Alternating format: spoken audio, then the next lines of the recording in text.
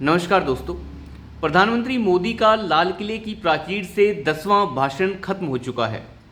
उनके कार्यकाल का ये आखिरी भाषण था। अब उन्होंने जिस तरीके से चीफ जस्टिस इंडिया की और सुप्रीम कोर्ट ऑफ इंडिया की तारीफ अपने भाषण में की, वो अपने में ही बेहद ही महत्वपूर्ण है। चीफ जस्टिस ऑफ इंडिया के लिए प्रधानमंत्री मोदी ने यह कहा कि हम आपका धन्यवाद करते हैं कि जो हमने आग्रह आपसे किया था आपने उसको निभाया है। हमने आपसे आग्रह किया था कि आप सुप्रीम कोर्ट के जितने भी डिसीजन आते हैं, जो फैसले आते हैं, दूसरे कोर्ट्स में जो फैसले आते हैं, उन फैसलों को सभी भाषाओं में भारत की जो है उसमें प्रोवाइड करवाएं। और सुप्रीम कोर्ट ऑफ इंडिया ने इसे बखूबी किया है। जिस तरीके से हर भाषा में अब जो है फैसले को लाया जा रहा है, लगभग 10,000 फैसले अब तक ऐसे हैं जिन्हें इस तरीके से अभी सभी भाषाओं में प्रोवाइड किया जा चुका है और पोर्टल पे डाला जा चुका है। जो पुराने जितने भी फैसले थे उनको भी बदला जा रहा है और साथ ही साथ जो है सभी भाषाओं में उसका अनुवाद किया जा रहा है ताकि वो पोर्टल पे प्रोवाइड किए जा सके, जिससे हर एक आदमी, भारत का हर एक वासी जो है, जो जिस भाषा को समझता है, गुजराती, मराठी, तमिल, असमी, जो भी भाषा वो समझता है, उस भाषा में उसे सुप्रीम कोर्ट का या किसी जितने भी सर्वोच्च न्यायालय के फैसले हैं, उच्च न्यायालयों के फैसले हैं, वो हर भाषा में उसे आराम से पढ़ सके। तो इस तरीके से प्रधानमंत्री मोदी ने चीफ जस्टिस ऑफ इंडिया का धन्यवाद किया और धन्यवाद का जवाब देते हुए चीफ जस्टिस ऑफ इंडिया ने उनको भी हाथ जोड़कर विनम्र उनका जवाब दिया। तो इस तरीके से जो है दोनों के बीच में छोटा सा संवाद हुआ और वो हालांकि दूर से ही था, लेकिन एक तरीके से विचारों का आदान प्रदान वो हुआ, हमने वहाँ पे उसे देखा। लेकिन दूसरी तरफ सरकार की ओर से SOP, solicitor general of India, जो सरकार की तरफ से वकील होते हैं सुप्रीम कोर्ट में, उन्होंने सुप्रीम कोर्ट में रखी है। उन्होंने कहा है कि हम एक एसओपी रख रहे हैं सुप्रीम कोर्ट के आगे और सुप्रीम कोर्ट से हम दरख्वास्त करते हैं कि वो दूसरे हाई कोर्ट्स को भी इसे आगे फॉरवर्ड करने की इच्छा जताए।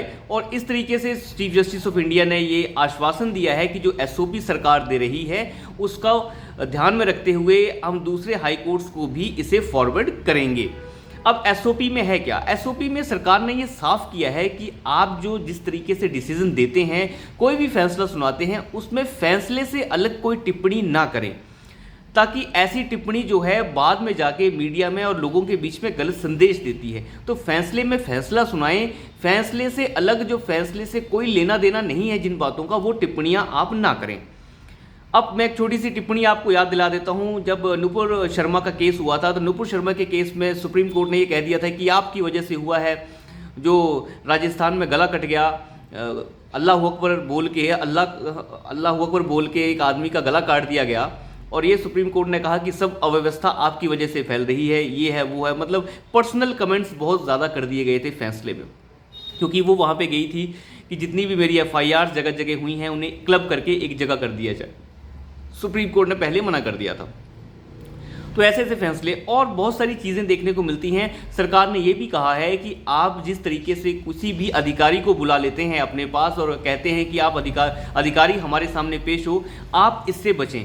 आप अधिकारियों को ऐसे डायरेक्ट ना बुलाएं, क्योंकि अधिकारियों को बहुत सारा अपना काम होता है, वो काम छोड़कर पूरा दिन कोर्ट में आते हैं और आगे जो उनके वकील होते हैं, जो वकील आगे सुनवाई के लिए जब कोर्ट में पहुंचते हैं तो कोई वकील गायब हो जाता है, कोई आता नहीं है, तो कई तरह की दिक्कतें आती हैं। कई बार कोर्ट जो है सुनता ही नहीं मामले को, तो पूरा दिन अधिकारी कोर्ट में बैठा रह जाता है और काम नहीं कर पाता। आप सचिव लेवल के अधिकारी को बुला लेते हैं, डीजीपी लेवल के अधिकारी को बुला लेते हैं। तो सरकार ने साफ किया है कोर्ट को कि आप अगर अधिकारी से कुछ पूछना चाहते हैं, उसकी स्टेटमेंट चाहते हैं, तो आप वीडियो कॉन्फ्रेंसिंग से उसको बुलाएं ताकि उसका काम दिक्कत में ना आए। इससे काफ़ी ज़्यादा अधिकारी जो है परेशानी का सामना करते हैं।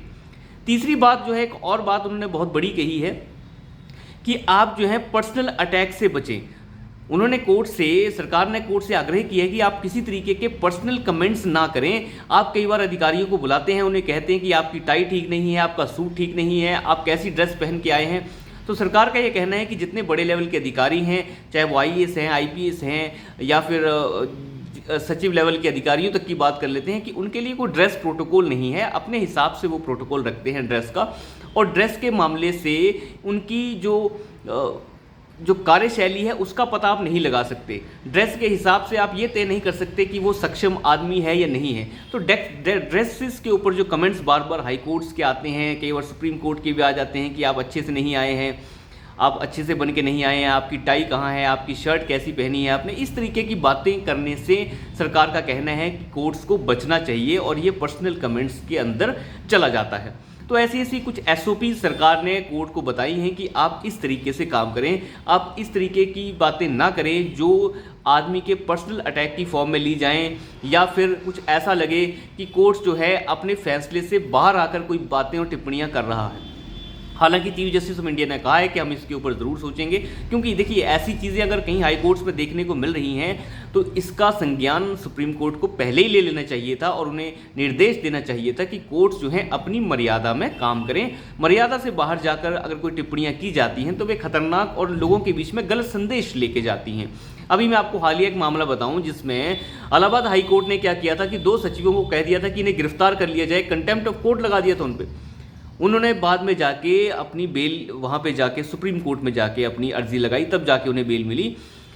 इलाहाबाद हाई कोर्ट ने कहा था कि हम आपको कंटेम्प्ट ऑफ कोर्ट लगा रहे हैं क्योंकि आपने जो आपको वक्त दिया गया था उसमें अपना काम आपने ख़त्म नहीं किया।